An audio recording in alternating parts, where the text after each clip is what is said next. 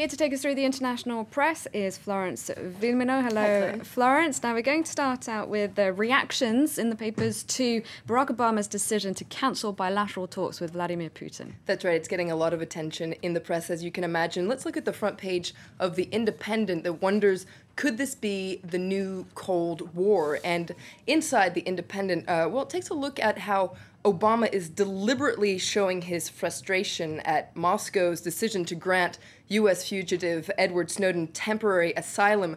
The Independent says this is a rare diplomatic rebuke that will deepen the chill in U.S.-Russian relations. Things were already frosty between the U.S. and Russia over Syria, and also, U.S. criticism of Russia on human rights.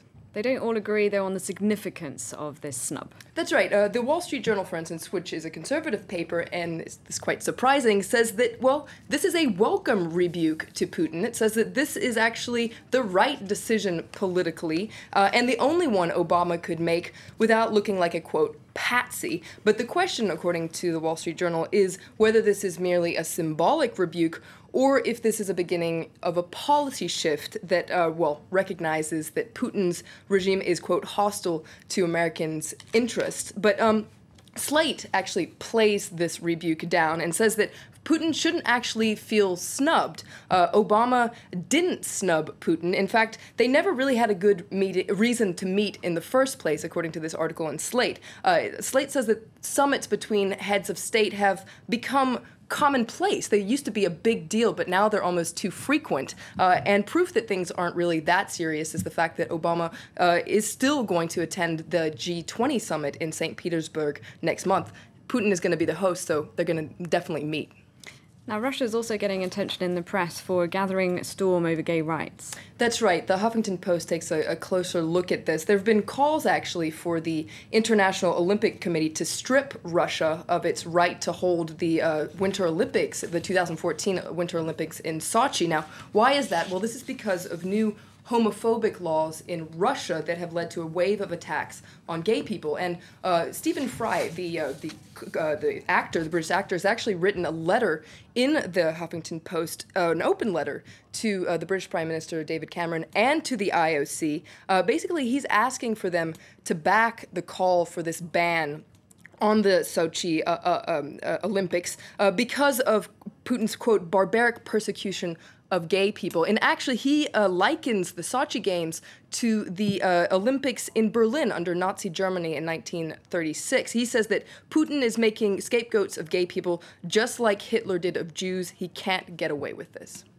Now, turning our attention to Egypt, some of the papers are looking at the commander-in-chief of the Egyptian armed forces and the deputy prime minister and studying their roles. That's right. The Guardian wonders, could General Sisi, could he be the next Nasser? Now, this is Gamal Abdel Nasser, Egypt's second president, who's widely celebrated in the Arab world. And according to the Guardian, Nasser is a big part of Egypt's psyche. And there's a lot of nostalgia for him, especially during tough times.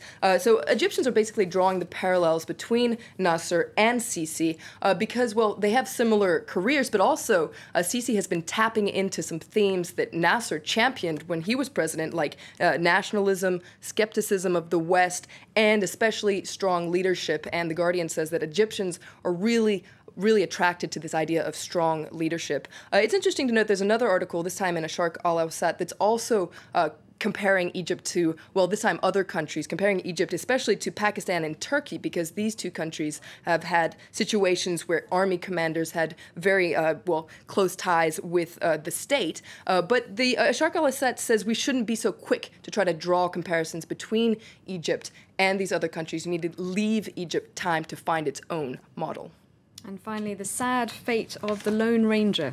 That's right, the Lone Ranger. It had everything to become a big hit this summer. Johnny Depp, the team behind the Pirates of the Caribbean, but it could be a huge flop. It's had really bad reviews, and it could have losses that could reach $200 million. That would make it the biggest flop in movie history. And the Guardian actually takes a look at other flops in movie history, like this one, Cutthroat Island from 1995, starring Gina Davis. I think I actually saw this movie. And also, The Guardian points out that anything with Eddie Murphy in it recently hasn't done so well as Was well. that film terrible? That, you know, I can't remember, but I do like Gina Davis, so I can't imagine it could have been pretty good, though.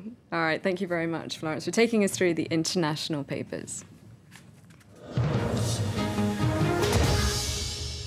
And thank you for watching live from Paris. Do stay tuned to France 24.